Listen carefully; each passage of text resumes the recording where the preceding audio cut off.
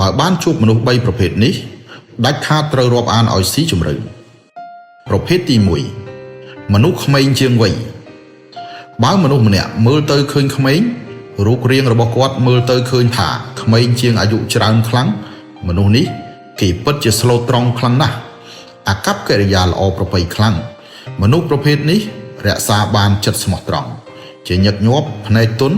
មុខមានអំណោយទានប្រភេទទី2មនុស្សឆាប់ខឹងមនុស្សដែលឆាប់ខឹងទៅមកធម្មតាគ្មានល្បិចកលឃើញអ្វីនិយាយនឹង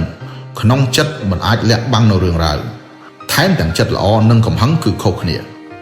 មិនចេះជំពាក់អ្នកដទៃទេហើយក៏មិនចូលចិត្តគេមកជំពាក់វិញដែររាប់អានជាមួយមនុស្សប្រភេទនេះមិនចាំបាច់ខ្វល់នឹងការកេងប្រវ័ញ្ចឡើយមនុស្សដែលមានកំហឹងក្តៅជាធម្មតាគឺជាមនុស្សដែលរៀងមានយុត្តិធម៌ប្រភេទទី3មនុស្សឯកោមនុស្សប្រភេទនេះមិនដែលចូលចិត្តការជួបជុំធ្វើបន់មិនអួតប្រាប់គេគ្រាន់តែចូលចិត្តធ្វើរឿងដែលខ្លួនគួរធ្វើឲ្យបានរួចរាល់រីករាយនឹងពិភពលោកដ៏ស្រស់ស្អាតហើយនឹងបរិស្ថានរស់នៅស្អាតស្អំរបស់គេមនុស្សប្រភេទនេះរស់នៅដោយមើលពិភពលោកជាការកម្សាន្តមានតម្លៃណាស់ក្នុងការរាប់អានឲ្យស៊ីជម្រៅមើលនៅក្បែរអ្នកមានមនុស្សប្រភេទនេះទេ